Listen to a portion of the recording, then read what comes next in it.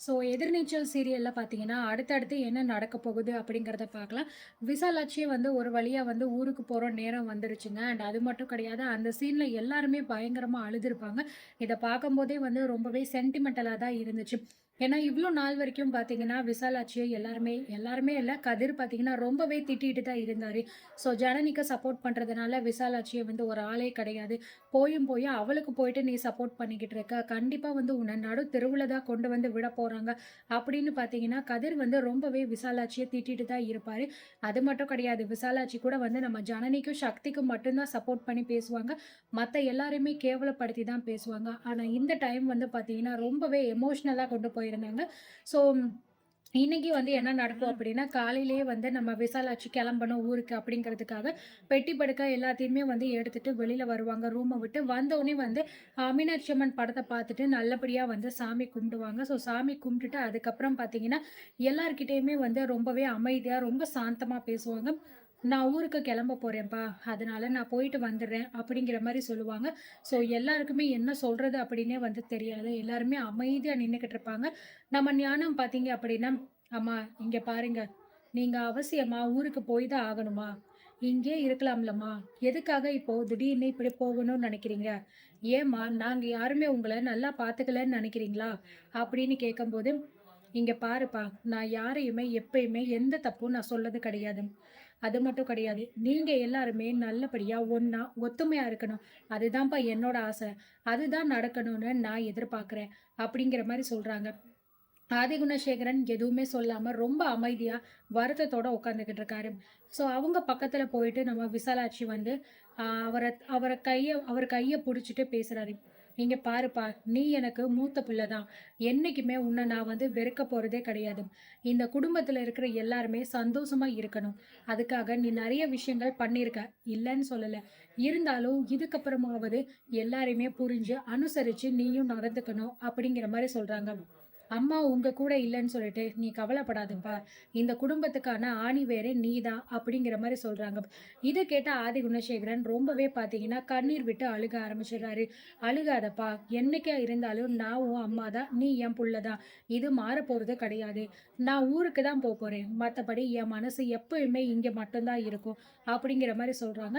So எல்லாருக்குமே ரொம்பவே feeling ஆயிருது விசாலாட்சி ஊருக்கு போறது.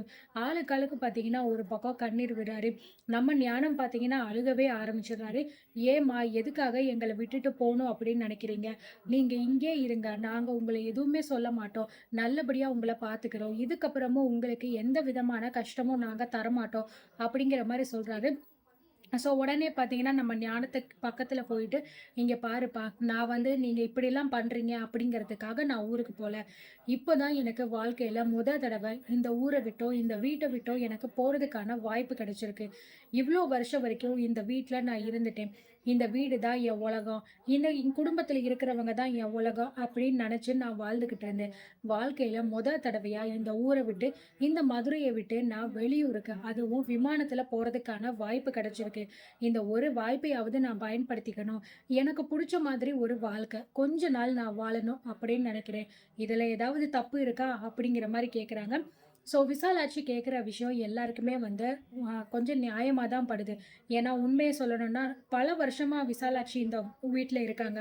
கல்யாணம் பண்ணிட்டு வந்ததுலேருந்து. இதுவரைக்கும் வேற எங்கேயுமே அவங்க பார்த்தீங்கன்னா போனதே கிடையாது.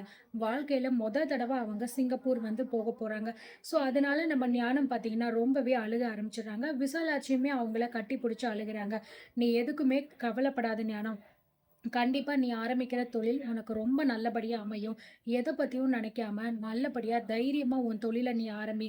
நிச்சயமா உனக்கு வந்து ஒரு நல்ல தொழில், நல்ல வாழ்க்கை வந்து இருக்கும். அதுக்கு அம்மாவோட ஆசீர்வாதம் உனக்கு எப்பயுமே இருக்கும். கவலைப்படாதப்பா." அப்படிங்கிற மாரி வந்து சொல்லிட்டு, சாமி பட பக்கத்துல வர சொல்லிட்டு, ரேணுகா அதுக்கப்புறம் ஞானம் 2 பேருமே பார்த்தீங்கன்னா, விசாலாட்சி கால்ல விழுந்து ஆசீர்வாதம் வாங்குறாங்க. அவங்களுக்கு விபூதி வச்சு விட்டுர்றாங்க. இது எல்லாமே பார்க்கும்போது நம்ம கதிருக்குமே ரொம்ப எமோஷனலா இருக்கு. பட் இருந்தாலும் அது எல்லாத்தையுமே அடக்கி வச்சுட்டு நம்ம கதிர் அப்படியே நின்னுகிட்டே இருக்காரு. அதுக்கப்புறம் நம்ம நந்தினி பார்த்தீங்கன்னா, "கதிர் தம்பி, ஏன் நீங்க அங்கேயே நின்னுகிட்டு இருக்கீங்க? அத்தை ஊருக்கு போறாங்கல்ல, அவங்க கிட்ட வந்து ஆசீர்வாதம் வாங்கிட்டு விபூதிய வச்சுக்கோங்க. கண்டிப்பா அத்தை வந்து என்னைக்குமே உங்கள தப்பா நெனைக்கவே மாட்டாங்க. நிச்சயமா அவங்க மனசுக்குள்ள உங்கள பத்தி எந்த விதமான தப்பான எண்ணமும் இருக்காது. அது எல்லாத்தையுமே விட்டு தள்ளிட்டு, அவங்க கிட்ட வந்து ஆசீர்வாதம் வாங்குங்க. வாங்க அப்படின்னு சொல்லிட்டு சொன்னோனே, கதிருமே பார்த்தீங்க அப்படின்னா போறாரு. நந்தினியுமே வந்து 2 பேருமே விசாலாட்சி கால்ல விழுந்து ஆசீர்வாதம் வாங்குறாங்க. உடனே நம்ம கதிர் வந்து ஆசீர்வாதம் வாங்கிட்டு அப்படியே நம்ம விசாலாட்சிய பார்க்குறாரு. விசாலாட்சி பார்த்தீங்கன்னா, ரொம்பவே அழுக ஆரம்பிச்சுடுறாங்க நம்ம கதிர பார்த்து. "நீ என்னைக்குமே வந்து என் புள்ள தான்டா. உன்ன நான் எப்பயுமே வந்து வெறுக்க மாட்டேன். நீ என்ன திட்டுனாலும் சரி, என்ன அடிச்சாலும் சரி, என் புள்ள தான்டா." அப்படிங்கிற மாரி சொன்னோனே நம்ம கதிருக்கு ரொம்பவே அழுக வந்துருது. விசாலாட்சிய பார்த்தீங்கன்னா, கட்டி புடிச்சு அழுக ஆரம்பிச்சுறாரு. "என்ன மன்னிச்சிடும்மா. நான் எவ்வளவோ விஷயத்த நான் வந்து உன்ன தப்பா பேசியிருக்கேன். உன்ன கோவப்பட்டு உன்ன வந்து திட்டியிருக்கேன். அதுக்காக என்ன மன்னிச்சிடு. ஆனா என்னைக்குமே உன்ன நல்லபடியா பார்த்துக்காம இருக்கணும். உன்ன வந்து நான் ரொம்ப திட்டணும் அப்படின்னு நான் நெனச்சதே கிடையாது. சூழ்நிலை அப்படிங்கிற மாரி சொல்லும்போது, எனக்கு தெரியும்டா உன்ன பத்தி. நீ எப்பயுமே வந்து என் புள்ள தான். இந்த விஷயத்துல நான் வந்து என்னைக்குமே வந்து உன்ன வேற ஆளா நான் பார்த்ததே கிடையாது. அது மட்டும் கிடையாது. நீ ஆரம்பிக்கிற தொழில் கண்டிப்பா ரொம்ப அமோகமா போகும். அம்மாவோட ஆசீர்வாதம் எங்க இருந்தாலும் உனக்கு எப்பயுமே இருக்கும். நீ என் புள்ளடா அப்படிங்கிற மாரி வந்து சொன்ன உடனே, நந்தினிக்கும் பார்த்தீங்கன்னா ரொம்ப ஃபீலிங் ஆயிருது. இங்க பாருடி, கண்டிப்பா நான் உன்கிட்ட இந்த நேரத்துல மன்னிப்பு கேட்கணும். ஏன்னா எவ்வளவோ விஷயத்துல உன்ன நான் ரொம்ப வந்து கஷ்டப்படுத்திட்டேன்னு நெனைக்கிறேன். அதனால இப்போ நான் உன்கிட்ட மனசார மன்னிப்பு கேட்டுக்கிறேன். என்ன மன்னிச்சிடுடி அப்படிங்கிற மாரி சொல்றாங்க. ஐயோ! அத்த எதுக்கு இப்படி பெரிய வார்த்தைலாம் பேசுறீங்க? உங்கள பத்தி எனக்கு தெரியாதா? நீங்க எங்க கூட எந்த அளவுக்கு நீங்க பழகுனீங்க? எந்த அளவுக்கு இருந்தீங்க? அப்படிங்கிற எல்லாமே எனக்கு தெரியும். நான் எப்பயுமே உங்கள தப்பா நெனச்சதே கிடையாது அத்த. நீங்க எத பத்தியும் நெனச்சு வருத்தப்படாதீங்க. விடுங்க அப்படின்னு சொன்னோனே, 2 பேரையுமே பார்த்தீங்கன்னா, விசாலாட்சி வந்து கட்டி புடிச்சுட்டு, அதுக்கப்புறம் 2 பேருக்குமே விபூதியும் வச்சு விட்டுர்றாங்க. இந்த பக்கம் பார்த்தீங்க அப்படின்னா, நம்ம ஜனனிய நெனச்சு வந்து விசாலாட்சி ரொம்பவே வந்து ஃபீல் பண்றாங்க. நான் போயிட்டேன் அப்படின்னா, இவளுக்கு யாரு இருக்கா? இவள இங்க தனியா விட்டுட்டு போறதுக்கு எனக்கு மனசே இல்ல. அப்படிங்கிற மாரி பார்த்தீங்க அப்படின்னா சொல்லிக்கிட்டு இருக்காங்க. ஜனனிய நெனச்சு நம்ம விசாலாட்சி வந்து ரொம்பவே வந்து ஃபீல் பண்ணிக்கிட்டு இருக்காங்க. வாயும் வயிறுமா இருக்கிற இந்த பொண்ண இங்க விட்டுட்டு போறதுக்கு எனக்கு மனசு சுத்தமா இல்ல. இந்த வீட்ல உள்ளவங்கள எப்படி நான் நம்பி விட்டுட்டு போறதுன்னு கூட எனக்கு வந்து தெரியல. ஆனா என்ன பண்றது? என்னோட சூழ்நிலை அப்படி எனக்கு அமைஞ்சிருச்சு. இவளுக்கு நான் என்ன பதில் சொல்ல போறேன்? இவள எப்படி பார்த்துக்க போறாங்கன்னு எனக்கு ஒண்ணும் புரியலையே! இங்க பாரு ஈஸ்வரி, உன்ன தான் நான் இந்த வீட்ல மலை போல முழுசா நம்பிக்கிட்டு இருக்கேன். அப்படிங்கிற மாரி சொல்றாங்க. ஐயோ! அத்தை ஏன் இவ்ளோ பெரிய விஷயம்லாம் நீங்க வந்து நெனச்சு ஃபீல் பண்றீங்க? நீங்க கவலைப்படாதீங்க. ஜனனிய பாத்துக்க வேண்டியது என்னோட பொறுப்பு. நான் அவள பத்திரமா பாத்துக்கிறேன். நீங்க அவள நெனச்சு கவலையே பட வேண்டாம். நீங்க அவளுக்கு என்ன பண்ணீங்களோ, அந்த இடத்துல இருந்து அவளுக்கு நான் எல்லாத்தையுமே பண்றேன். அப்படிங்கிற மாரி சொல்றாங்க. நீ சொல்றது எல்லாத்தையுமே நான் நம்புறேன். ஆனா கண்டிப்பா வந்து இந்த ஒரு சத்தியத்த நீ எனக்கு பண்ணு. என்ன ஆனாலும் சரி, ஜனனிய பத்திரமா நீ பாத்துக்கணும். அவ வயித்துல வளர்ற குழந்தையும் நல்லபடியா இருக்கணும். அதுதான் எனக்கு வேணும் ஈஸ்வரி. அதுக்கு முழு பொறுப்பு நீதான். அப்படிங்கிற மாரி நம்ம ஈஸ்வரி கிட்ட பாத்தீங்கன்னா, விசாலாட்சி வந்து சத்தியத்த வாங்கிடுறாங்க. அவங்களுமே நான் கண்டிப்பா பாத்துக்கிறேன். நல்லபடியா நீங்க கவலைப்படாதீங்க அப்படின்னு சொன்னதுனால, விசாலாட்சிக்கு ஒரு வழியா வந்து ரொம்ப சந்தோஷமா இருக்கு. கண்டிப்பா வந்து இவ வந்து ஈஸ்வரி சொன்னா சொன்ன மாதிரி இருப்பா. நிச்சயமா ஜனனிய எந்த விதமான பாதிப்பும் இல்லாம பார்த்துப்பா. அப்படிங்கிற மாரி நெனச்சுட்டு அவங்களுமே சந்தோஷப்பட்டுர்றாங்க. சரி அதுக்கப்புறம் கிளம்பலாம் அப்படின்னு சொல்லிட்டு எல்லார்கிட்டயுமே நான் இந்த வீட்ட விட்டு இப்ப போப்போறேன். ஆனா நிரந்தரமா போப்போறது கிடையாது. வெறும் ஒரே மாசம் தான். கண்டிப்பா நான் திரும்ப வந்துருவேன். வந்து உங்க எல்லாரையுமே மறுபடியும் நான் பார்க்குறேன். நிச்சயமா அதுக்குள்ள நீங்க பெரிய வளர்ச்சியில இருப்பீங்க அப்படிங்கிறத நான் மனசார நம்புறேன். போயிட்டு வரேன்ப்பா அப்படிங்கிற மாரி சொல்லிட்டு கிளம்புறாங்க. நம்ம ஜனனியும் பின்னாடியே வந்து ஏர்போர்ட் வரைக்கும் போகணும் அப்படிங்கிறதுக்காக வந்து போறாங்க. கரெக்ட்டா போம்போது நம்ம தர்ஷன் பார்த்தீங்கன்னா, வீட்டுக்குள்ள வராரு. "என்ன அப்பத்தா வந்து கிளம்பிட்டீங்களா நீங்க?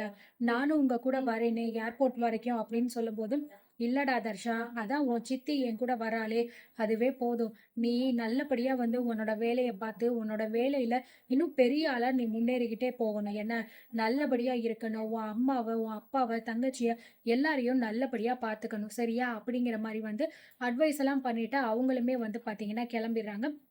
தர்ஷனுமே ரொம்ப ஃபீல் பண்றான். இந்த மாரி ஊர விட்டு போறாங்களே அப்படின்னு நெனச்சுட்டு, அதுக்கப்புறம் கார்ல ஏறிட்டு 2 பேருமே வந்து கெளம்புறாங்க. போற வழியில நம்ம விசாலாட்சி ரொம்பவே வந்து அழுது ஃபீல் பண்றாங்க. "உன்ன விட்டு போறதுக்கு எனக்கு மனசே இல்லடி" அப்படின்னு. இருந்தாலுமே நம்ம ஜனனி வந்து அவங்களுக்கு தேவையான அட்வைஸ்லாம் பண்ணி, "இங்க பாருங்க அத்த, நீங்க எத பத்தியும் நெனச்சு கவலைப்படாதீங்க. இந்தாங்க இதுல வந்து டிக்கெட்ஸ் எல்லாமே இருக்கு. நீங்க அங்க போனோனே உங்கள கூட்டிட்டு போறதுக்கு எல்லா அரேஞ்ச்மெண்ட்ஸும் நான் ஏற்கனவே பண்ணிட்டேன். அதனால உங்கள வீல் சேர்ல வந்து பாதுகாப்பா கூட்டிட்டு போயிட்டு ஃப்ளைட்ல ஏத்தி விட்டுருவாங்க. அதனால கவலைப்பட வேண்டாம். இப்போ நீங்க 1 மாசம் போய் ரெஸ்ட் எடுக்க போறீங்க அப்படின்னு மட்டும் நெனச்சுக்கோங்க." அப்படிங்கிற மாரி சொல்றாங்க. இந்த நேரத்துல என் புள்ள சக்திய மட்டும் நான் பார்க்கலையேடி அப்படிங்கிற மாரி சொல்லும்போது, உடனே நம்ம ஜனனி பார்த்தீங்கன்னா சக்திக்கு கால் பண்ணி குடுக்குறாங்க. ஸோ உடனே பார்த்தீங்க அப்படின்னா விசாலாட்சி வந்து சொல்றாங்க, "நான் வந்து இந்த மாரி ஊருக்கு கிளம்புறேன்டா. உன்ன என்னால பார்க்கவே முடியலப்பா. அது மட்டும் இல்ல, இதுவரைக்கும் நான் உனக்கு எதுவுமே வந்து பண்ணலப்பா. எனக்கு ரொம்ப வருத்தமா இருக்கு." அப்படிங்கிற மாரி சொல்லும்போது, "இங்க பாரும்மா, அத பத்தியெல்லாம் நீ நெனச்சு ஒண்ணும் கவலைப்படாத. கண்டிப்பா நானும் ஜனனியும் ஒரு நல்ல நெலைமையில நீ திரும்பி வரும்போது இருப்போம். எங்கள பத்தி நீ நெனச்சு வருத்தப்படாத. நிச்சயமா நாங்க வந்து முன்னேறி காட்டுவோம். நீ நம்பு. உன்னையும் நாங்க நல்லபடியா பார்த்துப்போம்." அப்படிங்கிற மாரி சக்தி சொல்லிர்றாரு. "சரிப்பா சக்தி, நானுமே வந்து கிளம்புறேன். ஜனனிய சீக்கிரமா வந்து நீ கூட இருந்து நல்லபடியா பார்த்துக்கோ." அப்படிங்கிற மாரி சொல்லிட்டு ஃபோனையும் வச்சுர்றாங்க. ஸோ அடுத்து என்ன நடக்க போகுது? ஜனனியோட பிளான் என்ன? இப்போ ஜனனி மட்டும் தனியா வீட்ல இருக்க போறா. ராவணன் என்ன பண்ண போறாரு? அப்படிங்கிறத நம்ம பொறுத்திருந்து பார்க்கலாம். அண்ட் இத பத்தி நீங்க என்ன நினைக்கிறீங்க? உங்களோட கருத்துக்கள் என்ன? அப்படிங்கிறத ஒன் பை ஒன்னா நீங்க கமெண்ட்ல சொல்லுங்க. ஸோ நம்ம வீடியோ உங்களுக்கு புடிச்சிருந்தா லைக் பண்ணிக்கோங்க. நம்ம சேனல சப்ஸ்கிரைப் பண்ணிக்கோங்க.